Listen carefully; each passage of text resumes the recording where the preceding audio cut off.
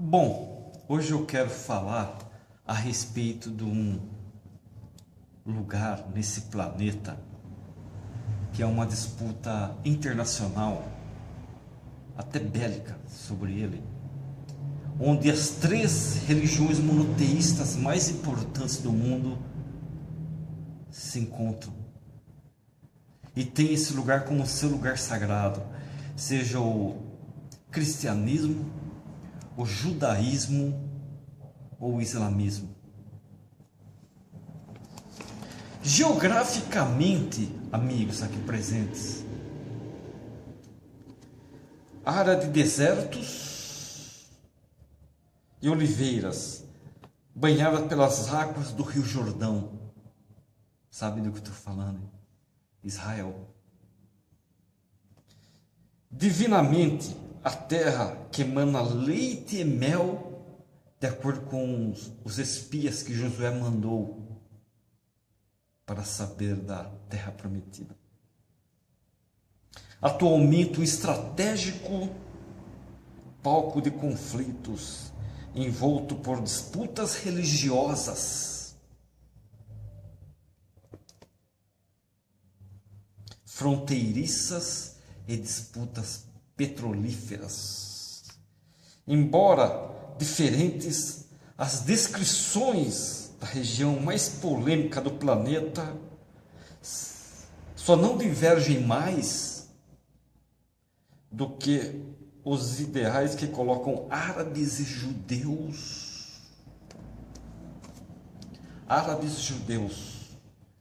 em lados opostos do conflito, ou dessa política internacional, vamos falar, e também no fronte de batalha de maneira literal. Estão entendendo? Palestinos e israelenses assumem o protagonismo de um roteiro bélico digno de filme de ficção. Afinal, não é sempre que vemos a digladiação entre dois implacáveis irmãos. Sim, árabes e palestinos são irmãos. Reza o Antigo Testamento, de acordo com o capítulo 12 do livro de Gênesis, que Abraão, por volta de seus 75 anos de idade, recebeu um chamado de Deus para partir rumo aos recantos de Canaã, antiga denominação do que é hoje o Estado de Israel, com a promessa de que ali sua prole daria origem a uma grande nação. Abre aspas. Sai-te da tua terra, da tua parentela e da casa do teu pai, para a terra que eu te mostrarei. Fecha aspas. Obediente, o ancião atendeu ao desígnio, e após alguns anos, Abraão, como migrante que ele era, estabeleceu-se em sua nova terra. Mas nessa terra viviam umas tribos como os cananeus, jebuseus, enfim.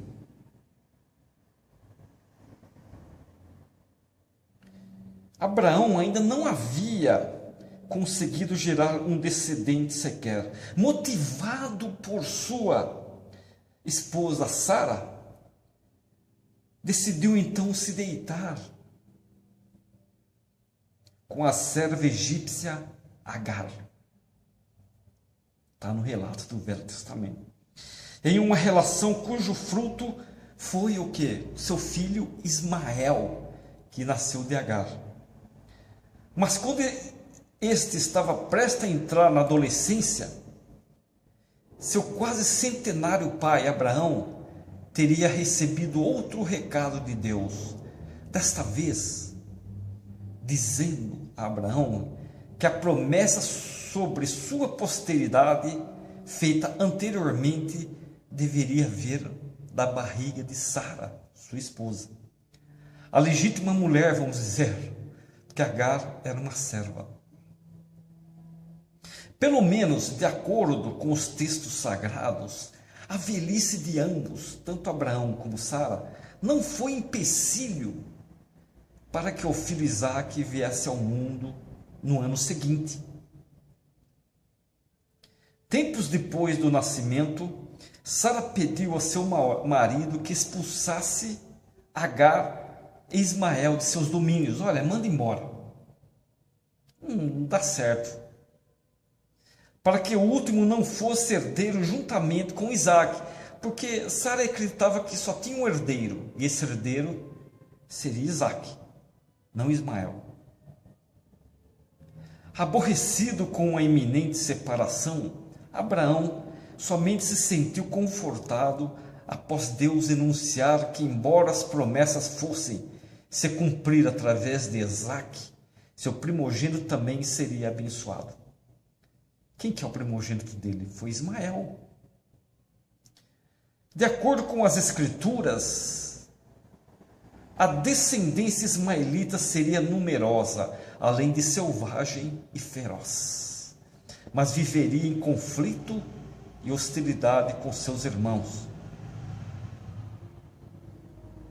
Preterido em relação ao caçula, Ismael recebeu apenas um pão, e um odre de água, e partiu junto de sua mãe pelo deserto de Bersabela, após fixar-se depois na região da Arábia, onde eles tiveram, sua mãe teve 12 filhos, que era tido como os ancestrais do povo árabe.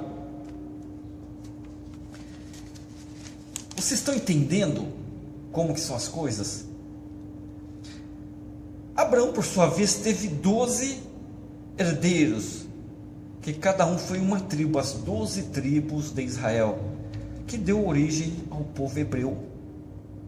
Olha só. Este lado do povo hebreu, esse lado da família de Abraão, transferiu-se para o Egito, onde foram transformados em escravos por um período de 400 anos. Eles foram escravos no Egito.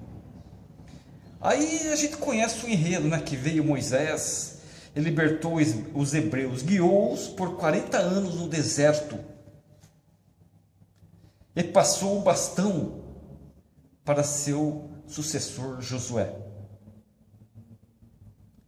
o qual Josué iniciou a conquista da mística terra prometida pelo Deus de Abraão.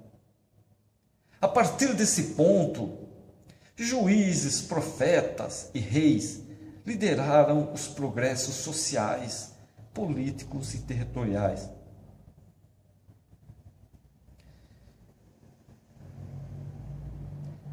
Assim, os judeus rumaram para o país da Ásia Menor, quando os romanos, no ano 70 depois de Cristo, o que aconteceu? O que os romanos fizeram? Destruíram o templo, iniciou-se a diáspora. A diáspora iniciou-se depois da destruição do templo de Jerusalém pelos romanos, no ano 70 depois de Cristo. Aí os judeus rumaram para o país da Ásia Menor, da África, do leste europeu. Pelo menos durante esse período, na verdade por milhares de anos no percurso no Oriente Médio, judeus e árabes viviam em paz. Para entender melhor, voltemos ao outro ramo da árvore genealógica abraâmica. Durante séculos, os descendentes de Ismael, que eram os árabes, viveram como nômades nas proximidades da Península Arábica. Mas com o advento do islamismo no século VII, que foi o advento do Islã, sob a égide de Maomé, que nós conhecemos bem a história, cujo ministério profético pregava Ismael como verdadeiro filho da promessa e não Isaque, o povo árabe transformou-se em uma potência militar e intelectual. As conquistas territoriais foram assombrosas. Entre essas conquistas, obviamente, estava a terra ou a região de Israel. Outrora lar de Jesus Cristo e dos apóstolos, a Terra Santa tornou-se então um protetorado dos califas árabes do Islã, que de certo modo até permitiram que famílias judias habitassem a região ou a cidade de Jerusalém.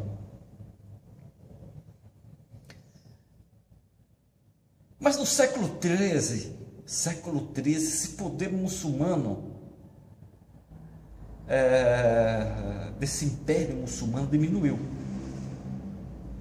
Gradativamente, judeus e árabes foram dominados por outro povo muçulmano, o Império Otomano, que tomaram a região do Oriente Médio. Enquanto isso, os judeus que estavam espalhados pelo mundo através da diáspora desenvolveram uma espécie de, entre aspas, nacionalismo judaico, fecha aspas, denominado o quê? Sionismo, defendendo-se do antissemitismo. O movimento político e filosófico propunha, principalmente durante o século XIX, o fim da diáspora e a volta para o território onde historicamente existiu o antigo reino de Israel. E o pai do sionismo moderno era chamado Theodor Herzl, era um austríaco. É fácil entender. A região era habitada por dois povos cansados do controle estrangeiro. Tanto árabes quanto judeus almejavam chutar aqueles colonizadores, mas para isso eles tinham que ir à luta. E não somente contra a então recém-instaurada dominação inglesa, que os ingleses dominaram aquela região, mas também um contra o outro, cada qual com seus interesses. A contenda atingiria seu nível mais elevado e aquela família nunca mais seria a mesma.